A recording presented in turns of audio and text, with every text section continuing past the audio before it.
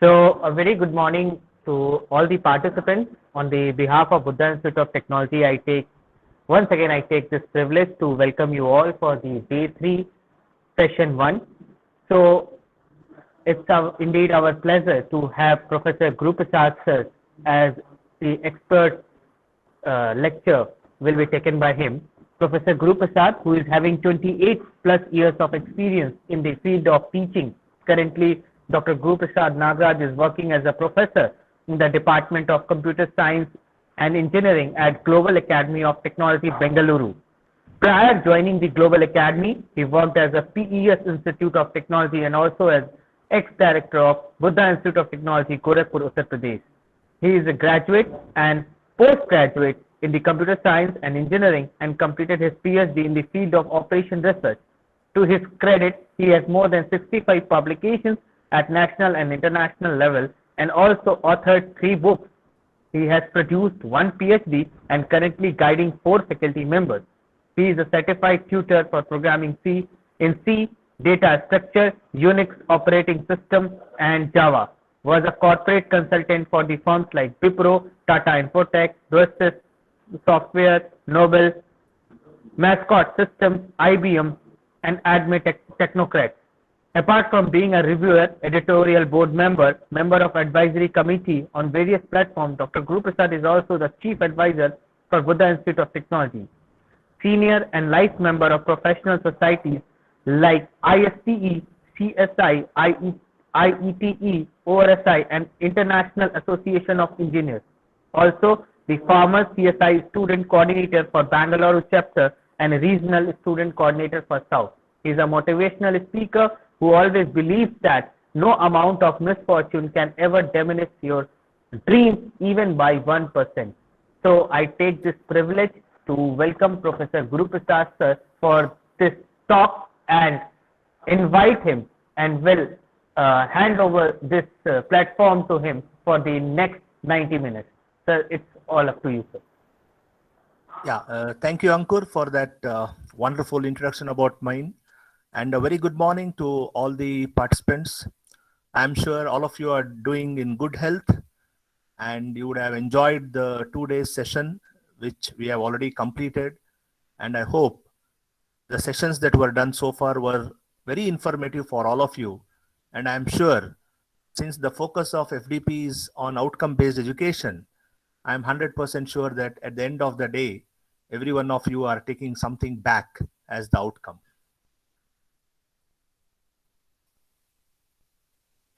Ankur, I'll be sharing my screen now.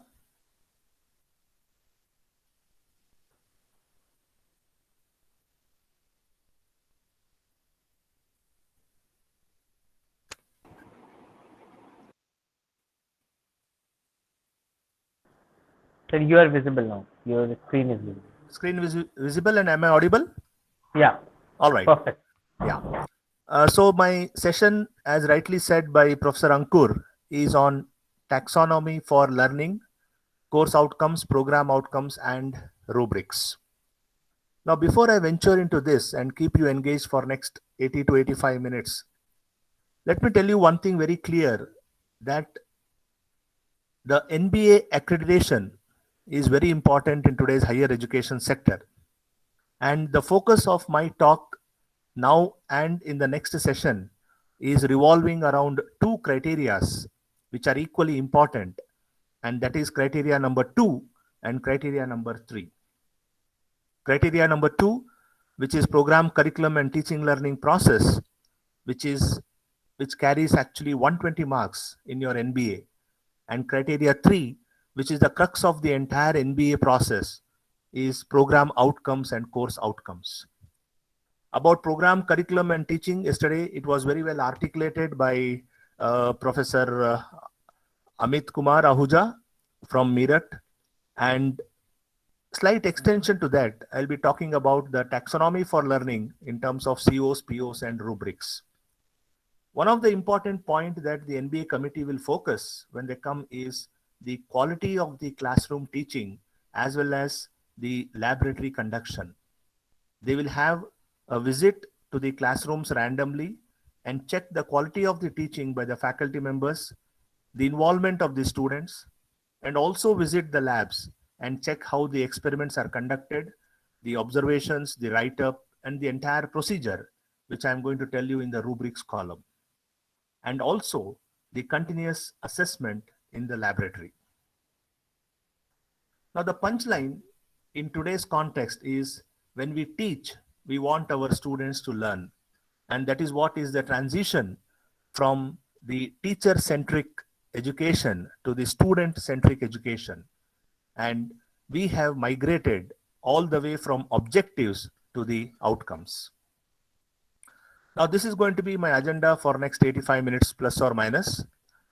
We are going to discuss about Bloom's taxonomy, and then we will have course outcomes and programs, and then I will wind out my session with what is called as rubrics. So just to give you a glimpse about what exactly you mean by taxonomy before we understand what is Bloom's taxonomy.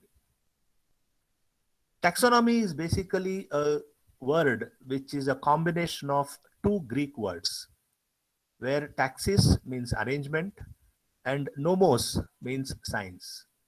And the science of arrangements is actually called as taxonomy. Now, how did this taxonomy come into picture and what major role it plays in outcome-based education? That is what we call it as Bloom's taxonomy. Benjamin Bloom, who was the American education and psychologist who made tremendous contribution to the classification of educational objectives. One of the basic questions that we face today as educators is where exactly we begin in order to seek improvement in human thinking. Benjamin Bloom extensively contemplated the nature of thinking, came out with his own levels of thinking, which we are going to see shortly, and the outcome of his thinking was eventually authored in the form of 18 different books. And more than that, Bloom's taxonomy, which has captured the entire education sector from almost 5 decades, has been translated into 22 different languages. And believe me, gentlemen, today, Bloom's taxonomy is one of the most widely applied and most often cited references in the field of education. Bloom's actually defined his taxonomy into 3 different domains. The first one is called as the cognitive domain, which is actually demonstrated by knowledge. The second one is affective domain, which is demonstrated by behavior. And third one is the psychomotor domain, which is actually demonstrated by physical skills. The entire discussion today will be revolving around the first domain of Bloom's taxonomy, which is called as cognitive domain. We are not going to actually touch upon affective and psychomotor in this particular session. Now, as I told you that cognitive domain revolves around knowledge. That means it revolves around knowledge, it revolves around comprehension, and it revolves around the thinking skills of the student. And the more traditional forms of education nowadays we see in the classroom actually focuses on the cognitive domain of Bloom's taxonomy. And this cognitive domain is actually divided into 6 different levels, what we call it as cognitive levels of Bloom's taxonomy. When we look at the work done by Benjamin Bloom, who in 1950 actually developed these objectives, which we call it as educational objectives, which fostered a common vocabulary for thinking about learning goals. Benjamin Bloom, along with his fellow colleagues, came out with this taxonomy, which was actually considered to be a place educational goals gets fitted into these specific categories. And the taxonomy which Bloom derived, as I told you, basically falls in 6 levels, starting from knowledge, which is actually called as level number 1. Then we have comprehension in level number 2. We have application in level number 3. We have analysis, followed by synthesis, and followed by evaluation. Now, when originally Bloom came out with his taxonomy in 1956, it was purely on the basis of noun. Sir, your And slide then, is not. Sir, your slide is not moving. Please do needful. no, I'm not moving the slide actually. Oh, okay, okay, okay, Don't sir. worry, don't worry. Yeah. I'm just explaining the slide which is now on the screen. So we Okay, have the sixth level of taxonomy that is called as evaluation, right? And then what happened for quite good number of years, the education sector followed this noun-based taxonomy. And then what happened is in 2001, the Bloom's taxonomy was revised. It was revised by his own colleagues by name Anderson and Krathwohl, and we call it as revised Bloom's taxonomy. For almost 5 decades, the taxonomy is playing a very vital role in education sector, totally focusing on outcome-based education. Now, what happened in this revised Bloom's taxonomy, what we also call it as Anderson and Krathwohl's taxonomy. In revised Bloom's taxonomy, which came into existence in 2001, we still have the same 6 levels, but with a small change.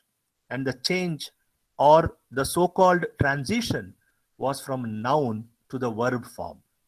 So, as a teacher, please understand the thin line difference between the original Bloom's taxonomy and revised Bloom's taxonomy is the original Bloom's taxonomy is based on noun and revised Bloom's taxonomy is based on verb. Gives more clarity with respect to the taxonomy levels. Now, what happened in revised Bloom's taxonomy? The new model was actually based on replacing the nouns to the verbs, which actually provides the learners, the so-called students, with more clear objectives as to what is expected from them. And this is what the transition happened in revised Bloom's taxonomy. Knowledge is called as remember, comprehension is called as understand, application is called as apply, analysis is called as analyze. Now, when you look at this, both the knowledge and remember, which are at 2 different taxonomies of the education sector, they both are called as level 1. So nowadays we are using revised Bloom's taxonomy. So you find in most of the cases, not most of the cases, I feel in almost all the cases, whenever we talk about level 1 or L1, we call it as, we always refer it to remember. And L2 is understand, level 3 is apply, level 4 is analyze. So there was not much change in the level number from original Bloom's taxonomy to the revised Bloom's taxonomy.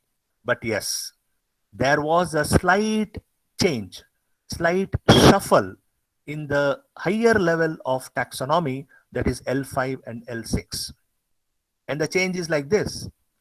The L6 of the original Bloom's taxonomy, that is evaluation, became evaluate, and it became level 5 in the revised Bloom's taxonomy.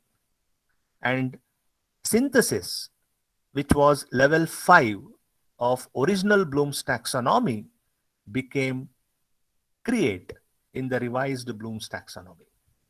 So, my dear teachers, in today's context, the 6 levels of Bloom's taxonomy is remember, understand, apply, analyze, evaluate, and create. We should always talk in terms of the increasing order of the level number from L1 to L6. But at the same time, when you look at the thinking capability, the first 3 taxonomy levels, that is L1, L2, and L3, remember, understand, and apply, they are called as low order thinking skills.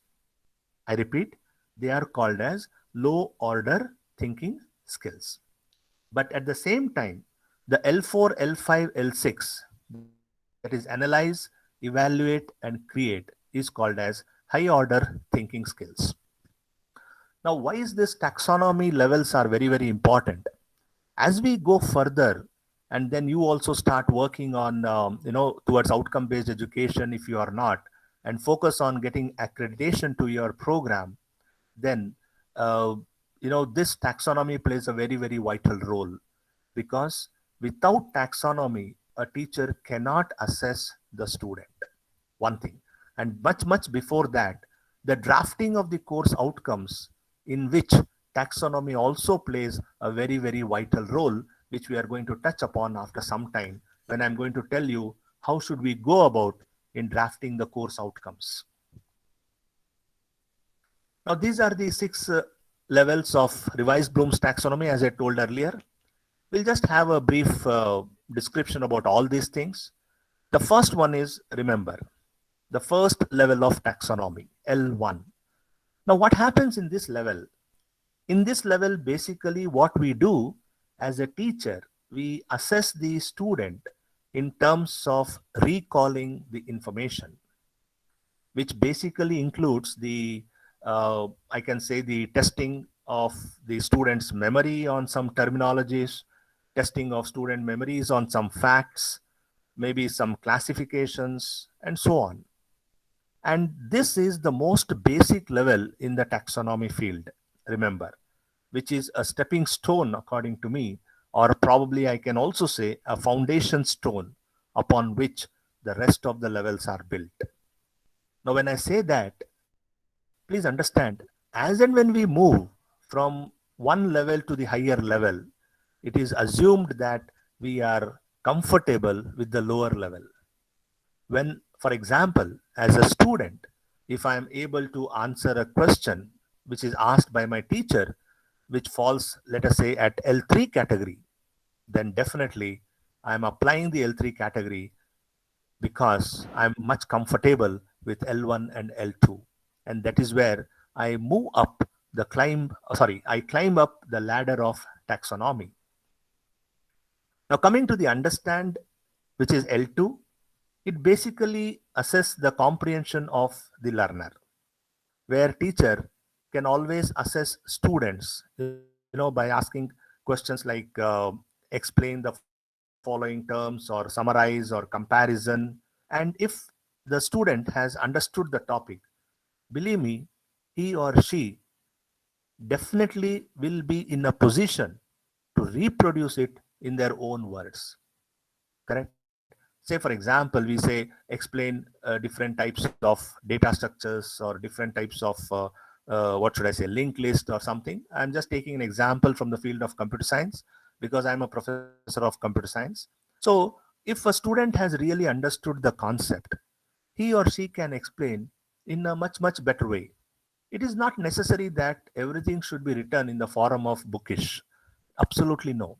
As long as the student is in a position to explain the ideas or concept or better describe the ideas, then he has successfully completed the L2 taxonomy level, right?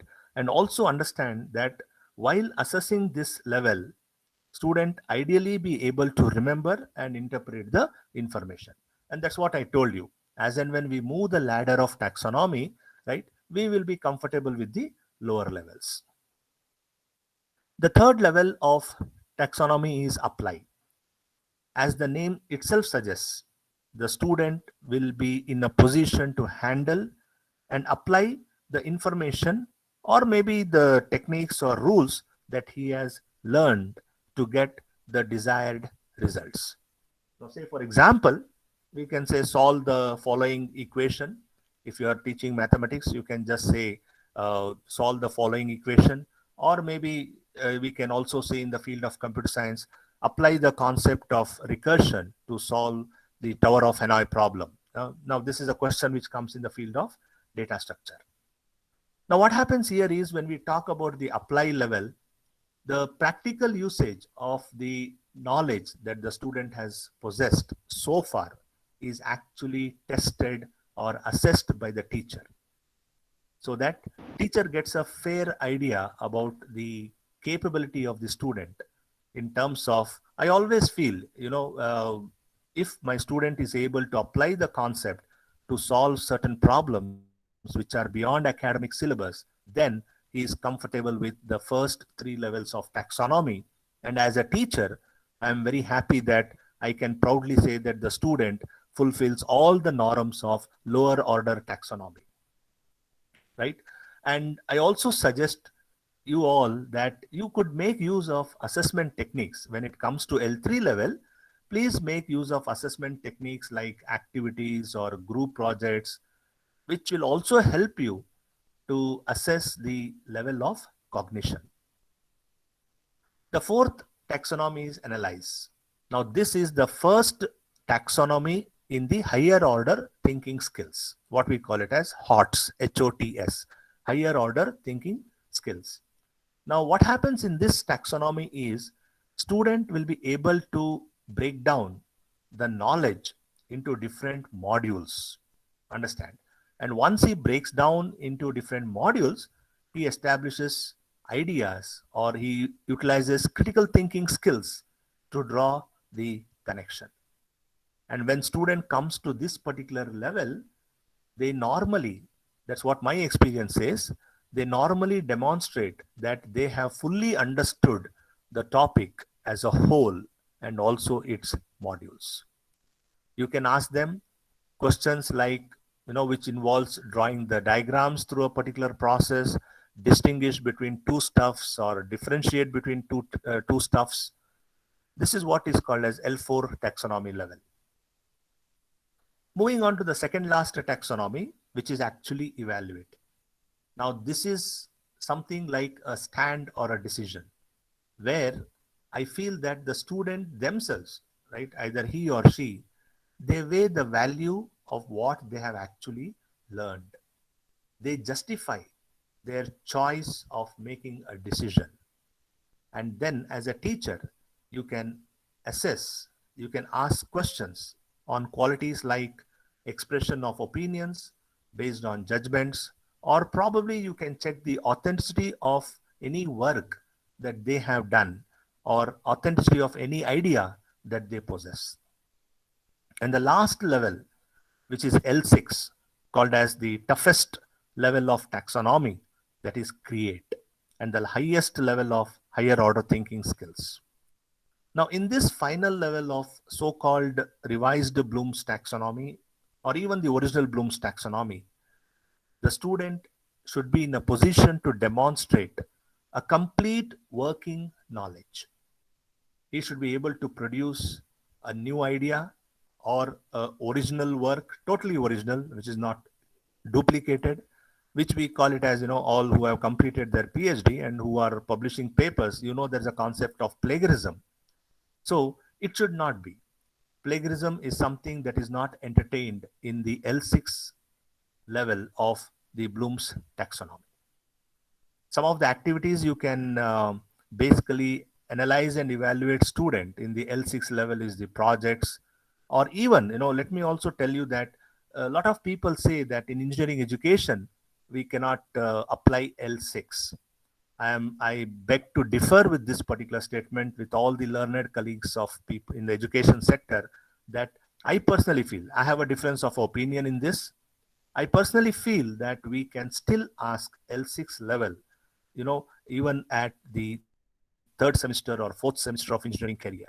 Try to ask him a question which is beyond, which goes beyond the syllabus, but within the concept that you have taught, right? Because, say for example, there are a couple of subjects by and large in every program which involves practical. And if you take some computer science subjects like programming or data structures, they apply the knowledge, that is, they actually demonstrate L3 level to write the programs, of which the concept has been taught in the class. Keeping the same. Sorry to interrupt you, sir. Yeah. Yeah. So some participants have this query that your slide is not moving. So I'm not moving the slide. Okay, just let them know because they are very much, anxious about it. Yeah. Okay. Participants, let me tell you that I'm not moving the slide actually. I'm still on slide number 9.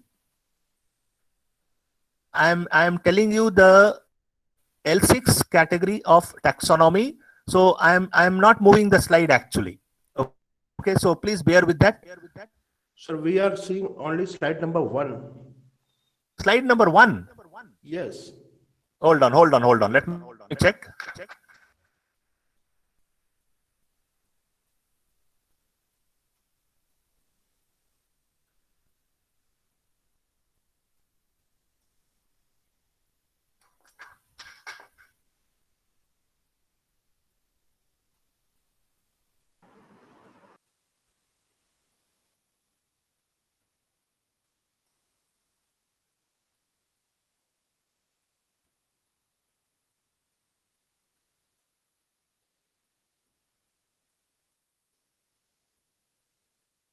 Now can you see my slide number 9?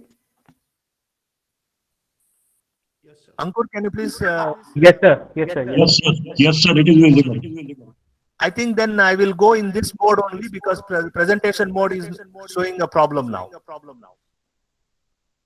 No problem, sir. Okay, fine. Thank you. So I was just telling you about the sixth taxonomy level, that is create, where teachers can assess the students in terms of projects. You can also ask them to develop certain programs which is there beyond the syllabus with respect to the concept taught, but they should come out with their own logic, what we call it as their own new or probably original work, right? So this is basically what is called as taxonomy of learning, where we have 6 levels of Bloom's taxonomy. Now, before I venture into the next agenda, that is called as course outcomes and program outcomes, let me spend some time in taking any questions of the participants. If you have any doubts, please ask me.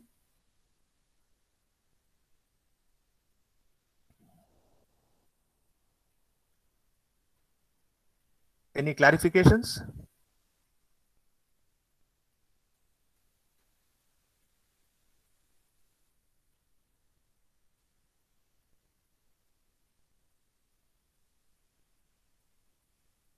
Okay.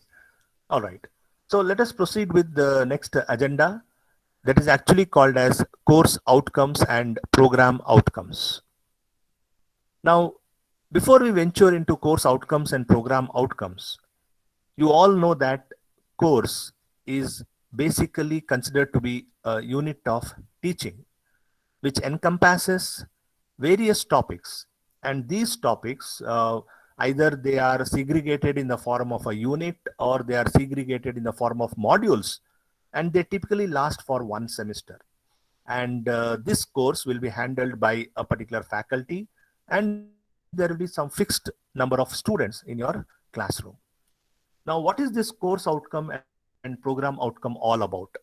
Now, before I venture into this, let me tell you that this course outcome and program outcome is the crux of your NBA. The entire criteria 3 is built on course outcome, program outcome, and assessment and attainment, which we are going to take it in the next session. And a solid 120 marks is given for this particular criteria. And more than that, as a teacher, our entire focus should also be on criteria 3, because let me tell you, when the committee comes, they will have interaction with every faculty member, and that interaction will be one-on-one. And during that interaction, apart from various questions that will be asked to you, 2 important documents will be checked by the experts. One is course file and other one is the personal file, which was very well articulated by my colleague Professor Sushmita yesterday in her session. Now, what happens in that course file and personal file is, in the course file, the experts expects you to have everything related to your course. And not only that, they also expect you to know the performance of the student in your course. And the basic building block for the performance of your student is actually called as course outcome, which are nothing but what the student should be able to do at the end of the course. It is basically an effective ability, according to me, which includes attributes, skills, and knowledge to successfully carry out with some activities which are identified by the teacher. And these outcomes are focused on student learning. What will student learn today rather than instructor teaching, which is nothing but what am I going to teach today? So as I told you earlier, we have moved from objectives to the outcomes. Now, what was objective? For example, I go to a class and I tell students that today I'm going to teach linear data structures. Now, this becomes an objective, which is nothing but instructor teaching. But today, since the focus is on outcome-based education, when I go inside the class, when I step inside the class, I tell students at the end of my class, you are going to be comfortable with linear data structures. You will be able to differentiate between different types of data structures. And that is called as student learning. And the whole course outcome revolves around that. Now, before you venture to the course outcome, as a teacher, you should know how basically we should go about drafting the course outcome. Now, this is very, very important because you simply cannot draft course outcome for the sake of drafting it. There has to be some meaning. There has to be some outcome of that course outcome in terms of whether the teacher is in a position to assess that particular course outcome. So if you ask me, I will say any course outcome that you are drafting, right? Whether you are a computer science professor or an electronics professor or a mechanical professor, that does not matter. And also does not matter what subject you are teaching. Believe me, the first day you go to your class, please do not spend time directly in teaching your subject. Tell them certain things. Maybe you can keep them engaged for at least 15-20 minutes. That's what I am doing from past couple of years, probably from 2015 onwards. Whenever I go to the class, I ensure that I give some inputs to the student based on outcome-based education. I tell them what is this course all about, what is the outcome of this particular course, and how I am going to assess you throughout the semester. So you make the platform very, very clear in terms of the expectations of yours from the student and also what student can expect from you. And that is why I say you should spend a lot of time in drafting, in coming out with a very good course outcomes. You can make a team of people. Say, for example, if there are a couple of sections in your department which is handling the same subject, 2-3 teachers of the same subject can sit together, can discuss, deliberate, and come out with course outcomes. And then I feel that those course outcomes should be reviewed by a peer member. It should be reviewed by a senior faculty who is good at that subject. And course outcomes along with lesson plan should be ready along with also the assessment pattern and the target, which we are going to study in the next session. It should be ready before you as a teacher goes to the class for the first time in that particular semester. So, course outcomes should be SMART: specific, measurable, achievable, relevant, and time bound. I've used the same terminology what I have used in, I keep giving sessions on personality development. SMART goals we talk about. And let me also tell you, in today's context, success does not come with hard work. It actually comes with smart work. And same thing holds good with course outcomes as well. SMART. It's there a description, right, where you make things very, very clear. By being specific, it makes it easier to communicate to the learner exactly what you are planning to focus. It also gives the student a clear idea about the things he should be able to do. He should be able to successfully complete. As a teacher, we should not be misleading the student in the course outcomes. We have to be very, very specific. That's what I said. At the end of the course, student will be able to explain different types of data structures. I'm very specific in my course outcome. The second one is measurable. Can the performance of the outcome be observed and measured? Means what? When we set the so-called learning objectives, the basic aim I feel is to determine if it is possible for the learners or the so-called students to meet that particular requirement. And this is possible only if the objectives are actually measurable. So, as a teacher, what I'm trying to tell you is, please first understand that whether the action that you are specifying, can it be observed? Examples like know, understand cannot be measurable. You cannot say at the end of the course, student will understand Newton's law of motion. Understand cannot be measured, right? So please keep in mind. And one thing I feel you need to note is that the learning objectives should not be the one, according to me, that could be satisfied only by an individual's own subjective understanding. So please keep the whole lot of students in your mind and then go about drafting the course outcome. Third one is achievable.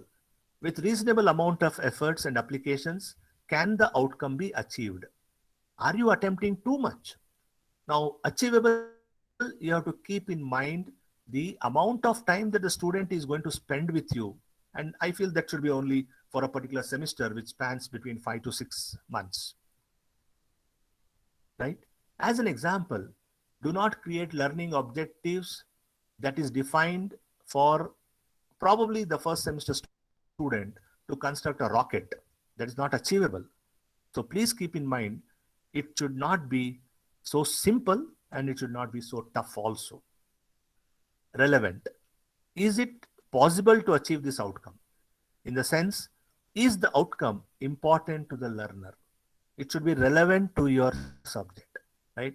You just cannot say that, by at the end of the course, the student will be able to become the next Bill Gates of the world. No. It is not relevant to your course actually. And the last one is time bound.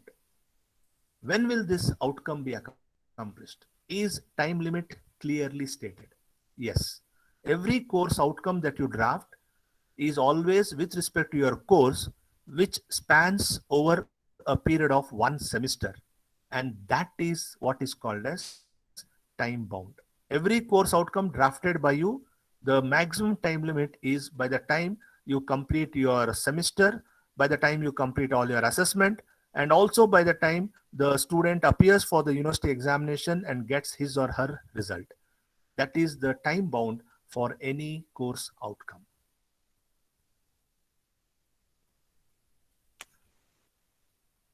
Let us quick have glance on high quality learning outcomes. What you should keep in mind when you want to draft a very high quality course outcomes, which is also called as learning outcomes. First and the foremost thing is focus on the end product. And that is the crux of definition of a course outcome. Because we always say at the end of the course, the student will be able to. I'll be giving you an example on this. Avoid vague or fuzzy terms. Now that is very important. As I told you that when the NBA committee comes, they will definitely ask you about your course file. And everything related to your course should be available in that file. Believe me, it is very, very important. And they will ask you to justify your course outcomes. Right? And they will check with respect to all these parameters. So you should not use terms where it cannot be measurable. As I told you earlier, student will know Newton's law of motion. That is not possible. Know, understand cannot be measured. So please do not use these type of terminologies in your questions, which you are going to ask to the students in the form of assignment or probably quiz or probably test or anything which you basically adopt as a measure of assessment, right? So avoid vague or fuzzy terms. Third one is appropriate level of specificity. Means what? Maybe you can say that student will think critically. It is very broad actually. When you say my student is going to think critically, it is going to be very broad. You can make it a little bit specific, and you can say uh, student will student will answer correctly the critical thinking items or parameters.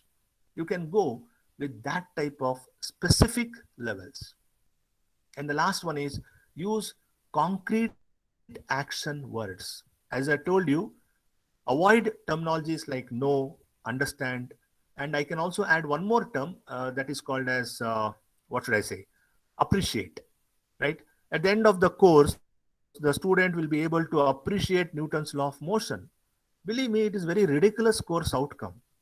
Nobody will appreciate. And if a statement is made that a teacher is not in a position to draft the correct course outcome, then where is the assessment and attainment that he or she is going to do? Your entire world of assessment and attainment basically rests on how you as a teacher define the course outcome.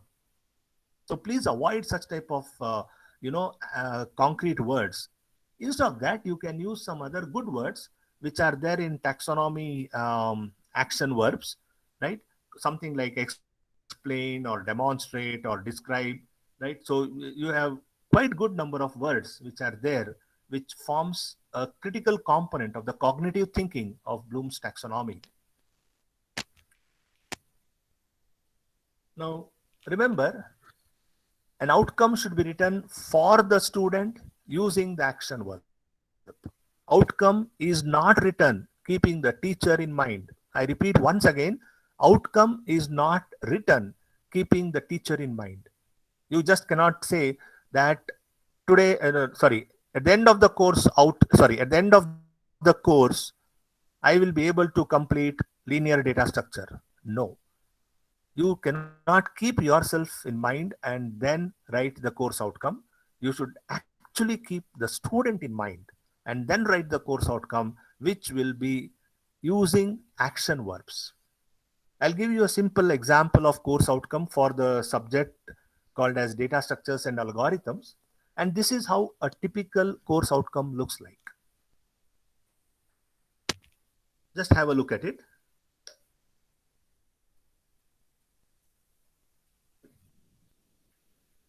There is no hardbound rule as to how many course outcomes you should draft. Okay, maybe for example, the number of course outcomes can vary from subject to subject, can vary from semester to semester. It does not matter. As a teacher, if I am taking two subjects, let us say one subject I am taking for second year and one subject I am taking for third year, I can have, let us say 6 outcomes for second year subject and 5 outcomes for third year subject. That's fine. Broadly, as a teacher, what I should keep in mind is, first and the foremost thing is, it is always good practice to have the number of course outcomes anything between 4 to 6. Absolutely no problem. But at the same time, you may say, sir, I have seen places where there are 3 course outcomes. Yeah, that's fine. Because see, just now I said, there's no hardbound rule that you should draft this many course outcomes, right? I'm just telling that a general trend that is followed is 4 to 6 course outcomes would be very ideal. But at the same time, whatever the course outcomes you draft for your course, please ensure that your course outcomes touches every module of your course. Or in another way, I tell that when I pick up any module from your course, I have a relevant course outcome for that drafted by you as a teacher. That's it. As long as you can justify that the number of course outcomes that I have drafted caters the need of my subject in terms of all the modules, then it is fantastic. And apart from drafting the course outcome, please highlight the action verbs that you are using in your course outcome, and at the same time also tell the Bloom's taxonomy level to which that particular course outcome belongs to. So if you look at the course outcome of data structures and algorithms, I had drafted 6 course outcomes. The first one is summarize different categories of data structures, which was at level 2, understand. Then I have course outcome 2, identify different parameters to analyze the performance of algorithm. And similarly, I have course outcome 6 to choose appropriate data structures to solve real world problems efficiently. Now, I have drafted 6 course outcomes. And this I'll end up telling the students at the very first day when I go to the class. And then these are the different taxonomy levels. And I put as a teacher all efforts to assess students in the form of internal test, alternative assessment tools like seminars or paper presentation or assignments or quiz, or even I go to an extent of asking some good students to do a mini project also. And if some good students do mini projects, you can assign marks to them. It does not matter, because alternate assessment tool is basically in the hands of the teacher. Now, when we talk so much about course outcomes, I have one thing to tell to all of you, that there is a process at the department level to maintain the quality of the course outcome. As I told you earlier, if there are 3 sections in your department, let us say you have second year with 3 sections or probably 2 sections, then there will be 2 teachers who will be handling a particular course, assuming that the same teacher do not go to the same course in 2 different sections. Then both the teachers, the 2 teachers or the 3 teachers, they can sit, discuss, deliberate, and come out with the course outcome. Now, when you draft the course outcome, please keep certain things in mind. You can keep as a reference the university course outcomes, which comes as a part of your syllabus. You can also keep other institute course outcomes, and also you can have previous year course outcomes. Now, you agree that in the previous year, let's say you have joined this year, previous year there would have been some teacher who would have taken the same subject. You can take those course outcomes as a reference. I'm not telling you should follow the same. You should follow the same course outcome. You can only keep those course outcomes as references. And then the use of course outcome in terms of the quality, the revised Bloom's taxonomy, keeping all these things in mind, the course outcome is drafted by the set of teachers. And Mr. Satendra Kumar, kindly mute your mic. Mr. Satendra Kumar.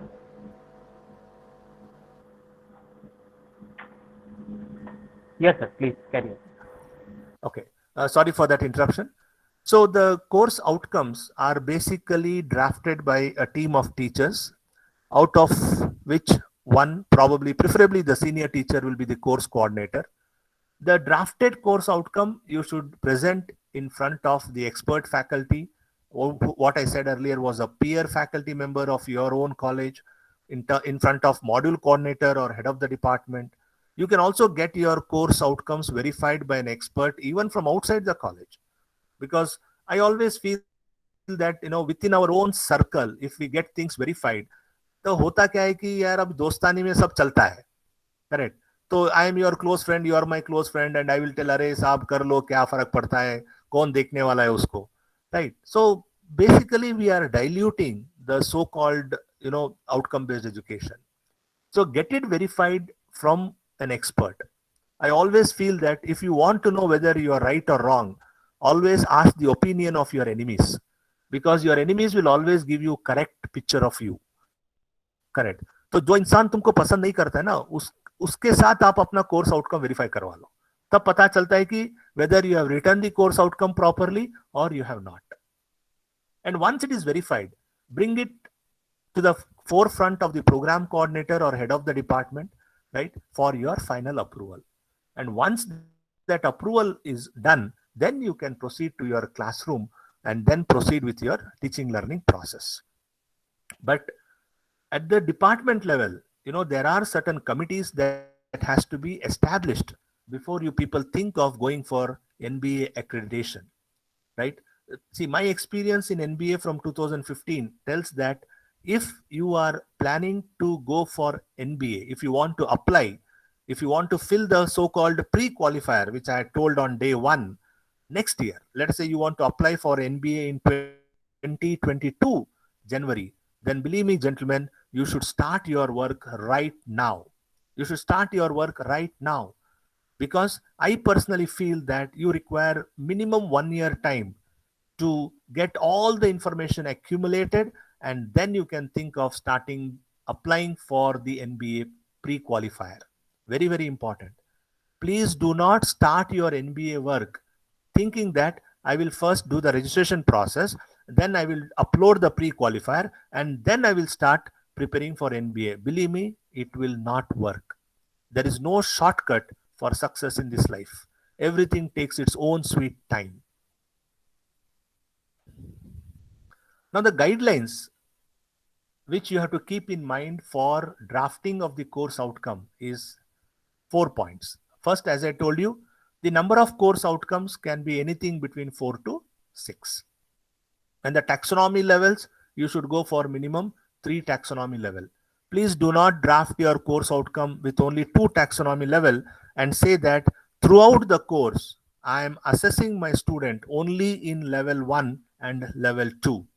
No, you should definitely incorporate apply level at the initial semesters of engineering graduation. The technical content of the course outcomes, the entire curriculum should be covered. Correct? Why this is important? Because whenever you are trying to set the question paper, whenever you are trying to conduct an assignment or a quiz to your students, every question that you ask to the student as a part of your assessment process, those questions should be mapped to some or the other COs. Those questions should be mapped to some or the other course outcomes. No question of yours should be left without mapping to a particular course outcome. Whether you are mapping it to CO1, CO2 or CO6, that does not matter. But you should map it to a course outcome. And of course, it's a common sense. You should map it to relevant course outcome. That's one thing you should keep in mind when you are doing the assessment. Second thing you should keep in mind in assessment is one question should always be mapped to one CO only. You cannot map one question to multiple COs. Say, for example, explain Newton's third law of motion. This is the question that you have asked, and then you have mapped it to CO1 and CO2. No, it is not possible. One question cannot be mapped to multiple COs. One CO can have multiple questions. And sometimes I have seen, I keep visiting colleges for NBA presentation and audit also. I have seen faculty members asking me a question that, sir, we have a question, and when you look at that particular question, it actually maps to these 2 COs. So what I do is I ask them to show me the question, and I also ask them to show me the course outcomes. And then what happened is, I feel that what they are telling is true. They have asked a question which will map to, let us say, CO2 and CO3. But that is true, but the way of asking is wrong. No question should be mapped to multiple COs.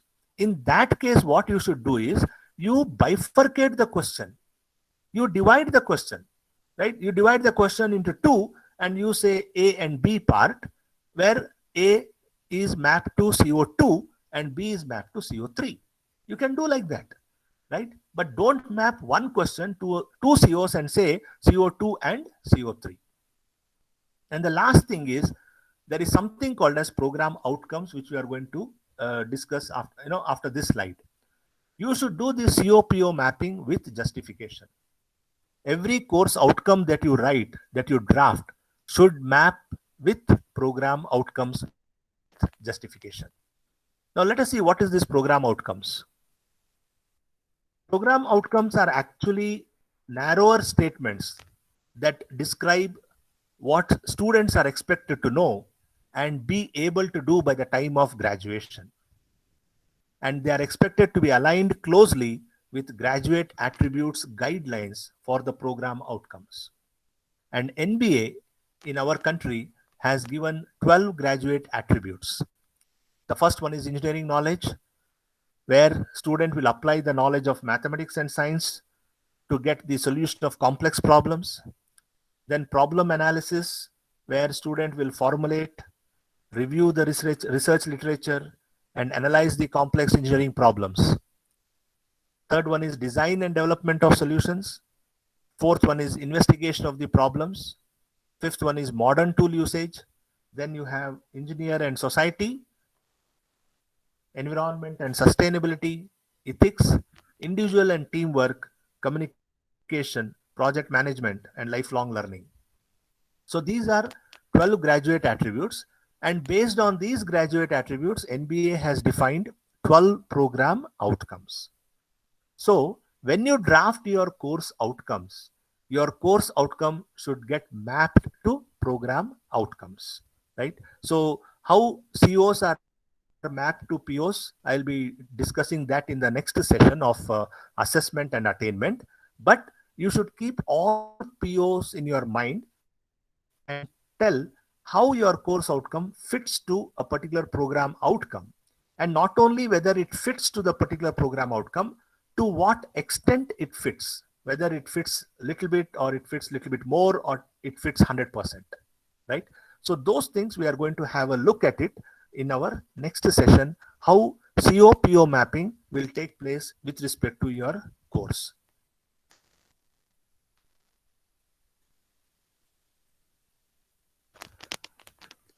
Before we move on to the last segment of this session, that is called as rubrics, let me know, I can leave the platform for a minute or so. If you have any questions, you can ask me.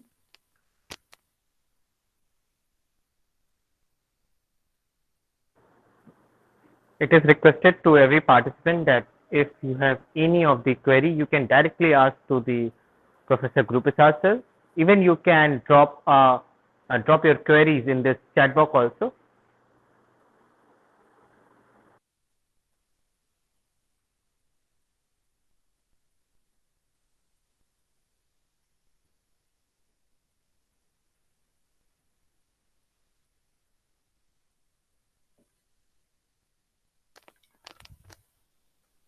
All right, Ankur, looks like there's no query or... Yes, sir. You can proceed with the rubrics part. Yeah, can you see the slide? Yeah. Okay. All right. So let us proceed with the next component and the last component of this session presentation, that is called as rubrics.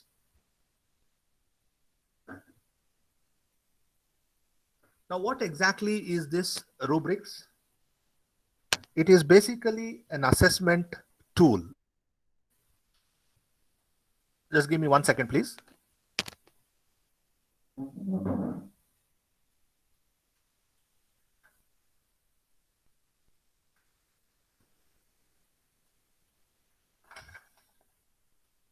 Okay. Now, rubrics is considered to be an assessment tool, which plays, a very vital role in your assessment pattern.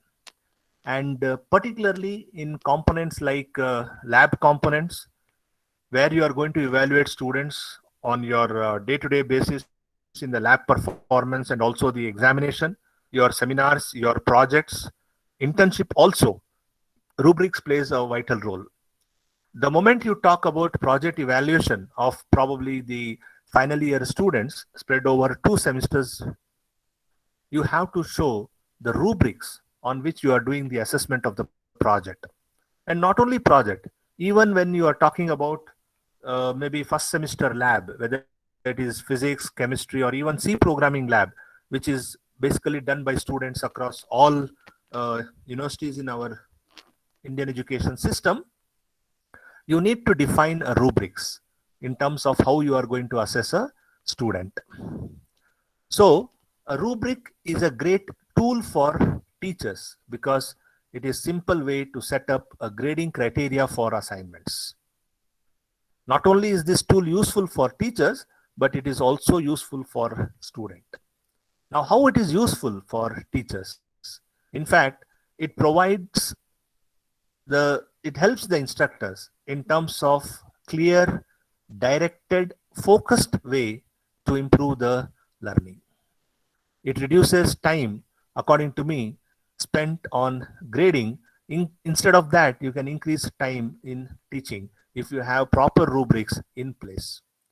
And according to Mr. Goodrich Andrade, who is considered to be the rubrics expert, he defines rubrics as a scoring tool that lists the criteria for a piece of work or what actually counts.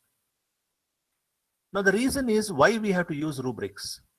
First and the foremost thing is it helps the instructors in terms of getting feedback from the student, demystify the assignment expectations, right? So that students can focus on the work instead of guessing what actually the teacher wants. That means if you make your rubrics very clear to all the students beforehand, this is how you are going to assess. Of course, I'll show you the example of rubrics. I have taken one example for a particular programming lab. So it will be very clear and focused to the students. Student knows if I do this much, this is what the marks that I'm going to get. And if I don't do, what is going to be the consequences of that? It adapts your approach to the teaching aspect of a course. Basically, it is based on the gaps in a student learning that are easily identified by the rubrics. It also helps instructors to develop consistency. Consistency in how you evaluate student learning across students and throughout a class. As I told you, rubrics will give you a clear-cut picture how you are going to do the assessment. And it will also reduce the bias in the class. No student, believe me, no student will tell that, you have given him 1 mark more and you have given me 1 mark less. No, absolutely no, because student knows this is my performance, this is what I have done, and this is what I have got the marks. And at any given point of time, you can always show the rubrics to the student because that is the grading system that you have followed. From the student's point of view, how rubrics is going to help? Student will definitely focus his or her efforts. Focus in the sense, focusing on completing the assignment, focusing on completing the program in line with the expectation of the faculty member. Second and the last, self and peer reflect on their learning, which I feel it is informed, which makes changes to achieve the desired learning level. Now, surprisingly, majority of us are not aware that there are 2 types of rubrics. The first one is the holistic rubrics and the second one is the analytic rubrics. What do you mean by holistic rubrics?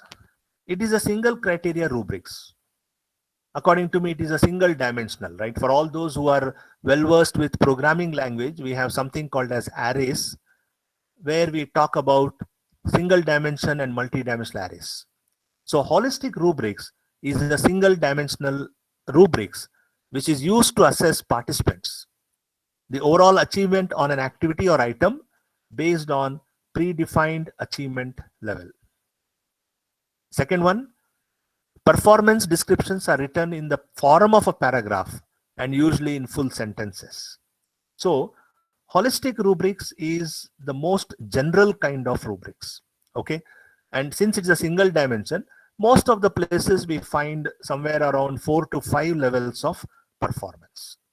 And when we talk about levels of performance, the levels can be graded as A, B, C, D, E, or it can be from, we can also use numbers from 1, 2, 3, 4, and all those things.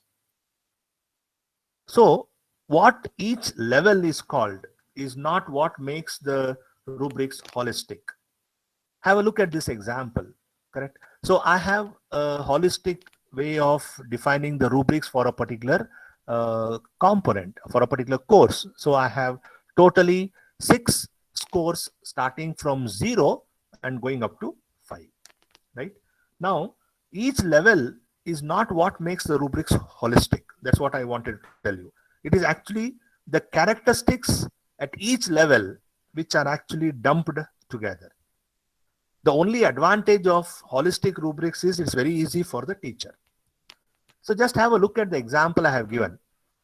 If I'm assessing you on a particular component, on a particular course, and then I say, if a student clearly describes the question studied and he provides strong reason for its importance, his eye contact is good, there's a strong evidence of the preparation, I will give him 5 marks, 5 out of 5. That is excellent. That's all. It's a single dimension. On the other hand, if I say that student describes the question and just provides a reason for its importance. So there's a fundamental difference between the first description and the second description. In the first description, if you look at it, I am talking about this word called as strong, provides strong reasons. But in the second description, I just say provides reasons. Correct? Then I also use the word strong here. There is strong evidence of preparation. But here I just say there is evidence of preparation. So if student demonstrates something like this, then I will end up giving him 4 marks. That is very good. But at the same time, if I say there is some indication of preparation and student describes the question studied and conclusions are stated, but supporting information is not as strong as the first 2. In which case, I'll end up giving student 3 marks. That is good. Coming to the next score, I have one more score called as 2, which is limited. Student states the question but fails to describe it. No conclusions are given. Evidence of preparation and organization is lacking. So if student falls in this category, I'll end up giving him limited marks, which is 2. But I have also one. The student makes a presentation without stating any question. The student is not clear. No adequate conclusions. Delivery is very difficult to follow. No indication of preparation or organization. So he is very, very poor. But he is making an attempt to talk something, but it is of not much relevant. So you'll end up giving him 1 mark. But there is a student who comes and stands in front of you and he or she does not do anything. They just stand in front of you. That means no oral presentation is attempted. So you'll end up giving 0 marks. So it's very easy, right? If I have 6 points with me, I just map those 6 points or 6 descriptions to my score, and then I look at the student's performance. I just allot him 0, 1, 2, 3, or 4, or 5, whatever it is. So that is actually called as holistic rubrics. That's what I said. The advantage is emphasize on what the learner is able to demonstrate rather than what he or she cannot do, and it will save the number of decisions you make. But the disadvantage of holistic rubrics, which actually makes us to go to the second type of rubric, is it does not provide specific feedback for improvement. Right? Now, what is that specific feedback for improvement? Something like, there is a strong evidence of preparation. Eye contact is made, you are giving him 5 marks. It is quite possible that somebody may have less eye contact with strong evidence or vice versa, and you are not able to differentiate it. That is considered to be the drawback of holistic rubrics. And when student works at varying levels spanning the criteria points, it can be difficult to select the single best description. And the last disadvantage is criteria cannot be weighted. So that is why most of the time we follow what is called as analytic rubrics, which I say is 2-dimensional. It is a 2-dimensional rubrics with levels of achievements as columns and assessment criteria as rows. Right? It allows to assess participants' achievements based on multiple criteria using a single rubric. That means what? This analytic rubric actually breaks down the characteristics of an assignment into various parts, allowing the teacher to itemize, and also I feel it defines exactly what aspects of the students are strong, what aspect of the student needs to be improved.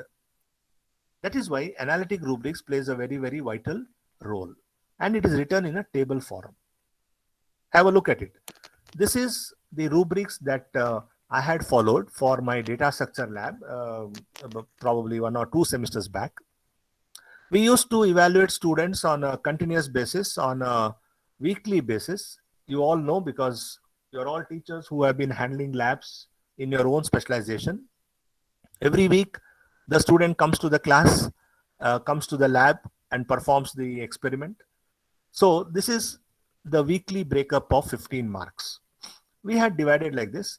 Of course, it is not mandatory that every one of you should follow what is there in the slide. You can discuss, deliberate among your peers, and try to come out with the common rubrics for that particular subject. Also understand that the rubrics can differ from subject to subject. It can differ from subject to subject within the same semester, right? Say, for example, in a particular, I'll just take a first year example where student does physics lab, chemistry lab, as well as C programming lab. So the rubrics for all these three labs need not be same, right? So physics set of teachers will have their own way of drafting the rubrics. Chemistry people will have their own way of drafting the rubrics, and also programming teachers will have their own way of drafting the rubrics, right? As long as you can justify, I mean, there's nothing to worry about it, because no NBA committee will find fault in your rubrics as long as you can justify. And they will also not tell that there is a difference in your rubrics and some other rubrics of your same semester. No, they will not. So I had divided into three components: attributes, description, and the score. Because attributes for me is very important, because that tells me as a teacher on what grounds I am going to assess my student when he comes to the lab. So I had given algorithm 2 marks, which says if the student writes algorithm clearly, completely, and the correct algorithm without any mistakes, I will give him 2 marks. Not very clear, but algorithm is correct, I'll give 1 mark. If he doesn't write the algorithm or incomplete or incorrect, then he will get 0 marks. That is what is called as two-dimensional rubrics, or two-dimensional tabular format, which is nothing but analytic rubrics. So similarly, if you see on the slide, I have for program attribute 3 marks. So if a student writes the program with proper variable convention, proper comments, and all those stuffs, I will give him 3 marks. And if he does not write a program, I have to land up giving him 0 marks. Similarly, execution and result, student passes all the specified tests efficiently, so you get 5 marks. He passes all specified test cases, 4 marks. Fails in some test cases, 2 or 3 marks, right? So sometimes what happens, this is how I land up testing the students, right? One of the most common program that student does even in today in C programming lab is factorial of a number. And I always do this, right? And I've seen that majority of the students, they'll end up giving only 2 numbers, and then they are very happy with the output that they get. Say, for example, they input the number as 5, and the moment they see on their screen the factorial of 5 is 120, students are very happy. And then you as a teacher will tell them to write 2 outputs in the record book. So he lands up giving one more number called as 7, and then he finds out the factorial of that, and he will write it in the record book. And if you look at the record book of all the students, majority of them would have written 5, 120, and 6, 720 as the factorial of those numbers, right? I don't know what's the trend with the students community in terms of all these things.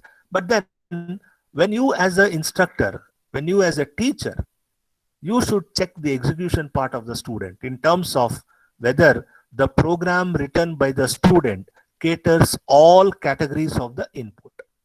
So what I do as a teacher is, I will ask them to not to enter numbers like 5, 7 or whatever it is. Let them enter for their satisfaction. But then what you say is, ask them to enter -5. Correct? Because what the student says in the program is enter a number, right? And you say -5. Because student cannot argue with you in terms of telling that -5 is not a number, right? But then the question is, what is going to be the output coming out of the program that the student has written when you as a teacher gives -5 as an input? So indentation is very important. Along with that, you should take care of certain test cases. So if a student has written that, rather than written, if the student's program gives you the output as the factorial of a negative number cannot be found, then it makes more sense to the program. He has taken care for all sort of validations. He has taken care for all sort of inputs.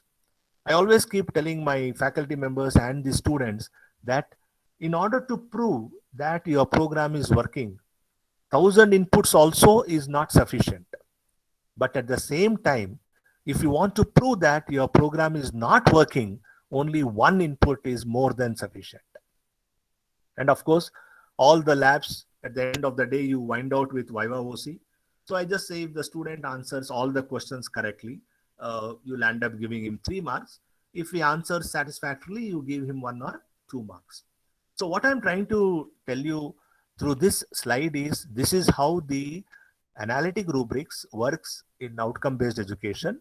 And you as a teacher, you as a specialist in your own subject can draft your own rubrics, can draft your own scores, and then you pass it on to your students community before the first lab starts and tell them this is how you are going to assess. Things will be very, very clear. Please understand, assessment and attainment is not overnight job. It requires a lot of time, it requires a lot of efforts and a proper process in place to ensure that you see the light at the end of the day.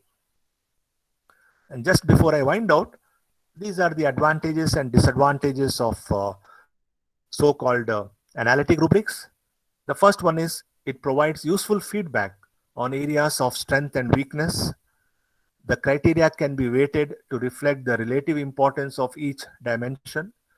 Disadvantage, it takes more time to create and use when you compare it with a holistic rubric. Obviously, because holistic rubric is a single dimension, and if you say this is what is it, you get 5 marks. But here, the same component algorithm or same component Viva or even the program execution, you have multiple breakup of the marks. So obviously, analytic rubrics will take more time, but it gives you a clear way of assessing the student. And the second disadvantage is, unless each point for each criteria is well defined, right, the raters may not arrive at the same score. Actually, the instructors will not arrive at the same score unless each point for each criteria is well defined. Correct? So you have to be extremely careful. You just cannot say that if it is a complete algorithm, I'm going to give you 2 marks, and then you don't tell anything. If somebody does not write the algorithm, or if somebody does not execute the program, you are not going to tell anything. Then it becomes very, very difficult for the teacher to evaluate the student. And if that happens in your process of assessment, let me tell you, your entire criteria 3 will go to a toss. Remember, when we teach, we want our students to learn. Thank you very much for your patience listening, and the platform is now open for any questions.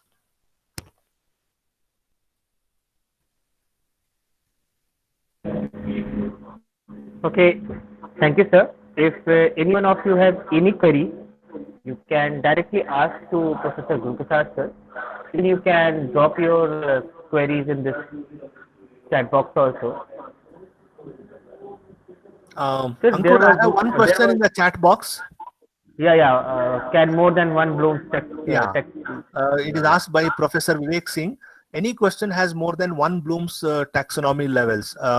I'm sorry, Professor Vivek. Any question or one question cannot have more than one Bloom's taxonomy. Correct? So what you should do is keep in mind that any question which you ask to the student should have one taxonomy and should have one course outcome. And if you ask a question which is at 3rd taxonomy level, that is L3, it signifies that it also covers L1 and L2. It is implicit understanding. So you cannot say L1, L2, L3. Don't say that. You just map it to the highest taxonomy which you feel fits for that particular question.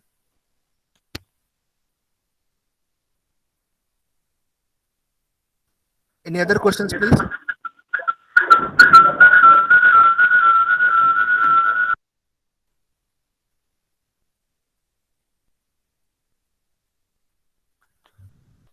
Yeah, any other question? Any other question, please?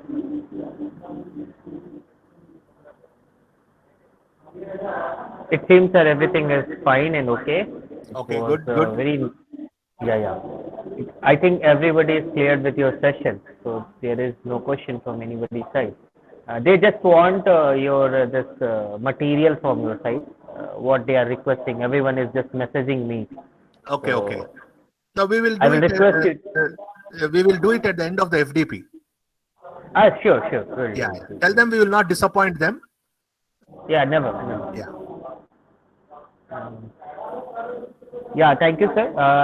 We are about to meet you once again. So at 11:30 a.m. Definitely. Sure, sure. My pleasure. Yeah, yeah. So we can have this 20 minutes water break. Then we'll again join the session. Okay, sir. I have already shared the link with you. New link Okay, for sure. that. Yeah. Thank you. Thank you. Okay. It was a splendid session, sir. Thank you so much. Thank you so much.